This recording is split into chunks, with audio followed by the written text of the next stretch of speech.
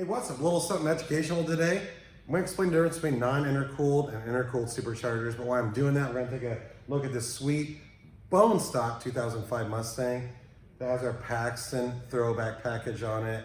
It's our entry-level supercharger, the least expensive way that we offer to supercharge a 3-valve Mustang. Let's get started.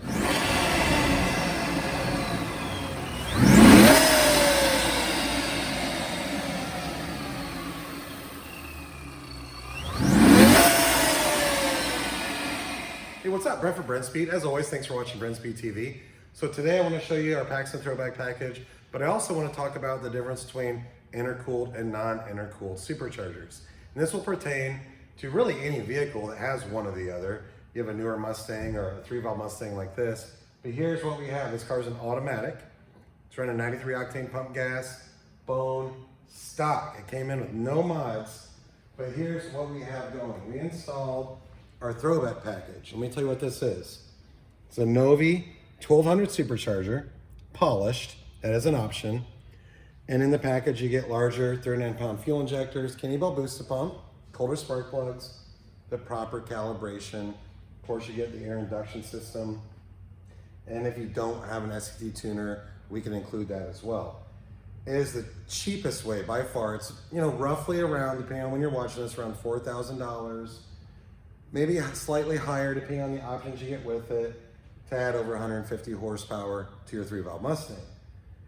We're gonna make a dyno pull so you can see what this automatic makes. Maybe we'll talk about what they make from the factory. But here's the difference between intercooled and non-intercooled if you don't understand what it is. I'll try to explain it really quick because I know a lot of you do. But look at this, Doug's with me today. We have the inlet coming out of the supercharger straight into the intake manifold. All right, this is non-intercooled. The air is coming out of the supercharger, going straight in the engine. And this isn't the only style kit that's like that. There's other kits out there, even Whipple had a non-HO, they called it kit, that was non-intercooled. But here's the bonus of intercooling. So on really hot days, as your intake temps, because superchargers do generate heat, intake temps go up, the calibration will see that, and it's going to pull a little bit of timing to reduce power. Plus heat in general is going to reduce power. And the only reason the calibration is doing that is to protect the engine. And you may not notice, but your car from the factory is set up like that. You might notice a cool night versus hot night.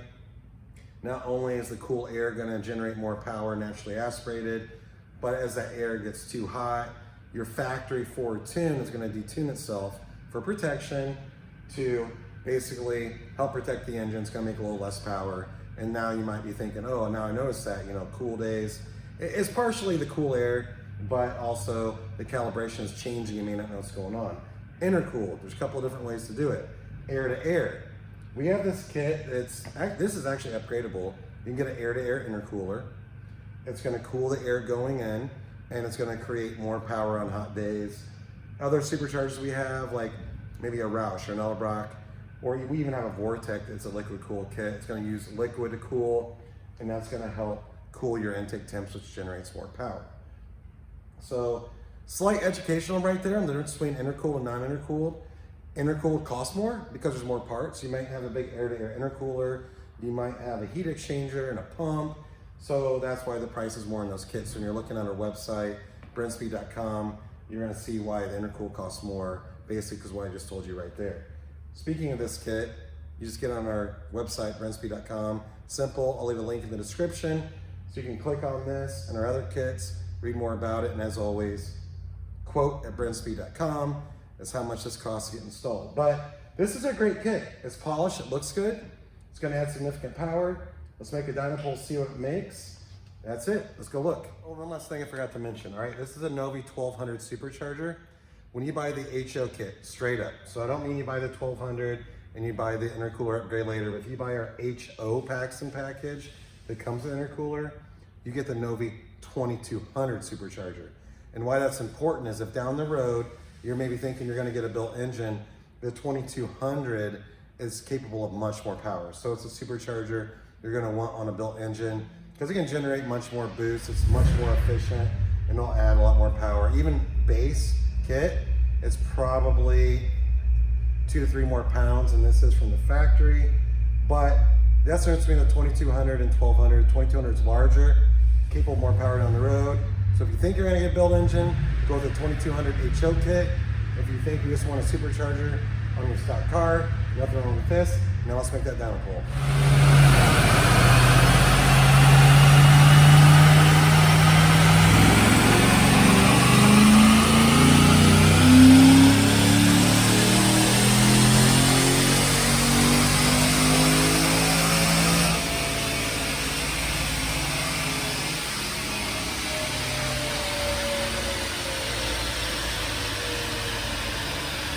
Alright, this is always fun to look at. Here's the difference between basically a stock automatic. Remember, automatics make to the rear wheels less than a manual. Stock automatic versus stock automatic with the Throwback package.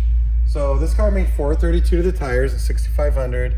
That was peak, because peak keeps climbing.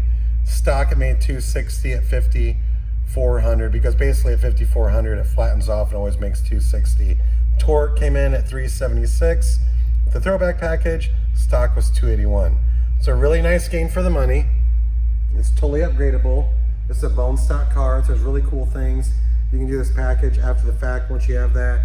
Camshafts, headers, delete plates, throttle body, all kinds of other additions you can do to get that power up. I will put links to other videos at the end. You can see cars like this that make much more than 432 on the stock engine, even with an automatic, because the kit is upgradable. Whether you want to do an intercooler upgrade, which you don't have to do, but if you want to just do things like cams, headers, intake manifold, throttle body, or delete plates, you can typically get that 432 up to about 500. So, hey, I'm Brent for Brenspeed.